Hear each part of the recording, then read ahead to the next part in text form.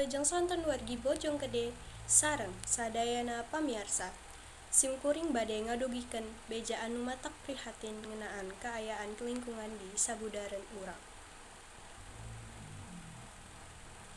Pencemaran walungan Ciliwung di Bojonggede ngahariwangkeun warga. Kaayaan walungan di Bojonggede kacida parah.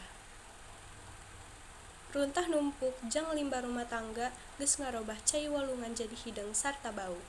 Kaayaan ieu geus taunan lumangsung, ngancam kahirupan warga. Loba runtah plastik jeung liana ngambang. Saluran pembuangan timah warga oge langsung ka walungan. Bau pisan komo usum halodo mah beuki parah, cek Pak Udin warga satempat anu ngeluh. Barudak gampang kasareng penyakit kulit. Pencemaran ieu ngarusak walungan, ngurangan jumlah laut.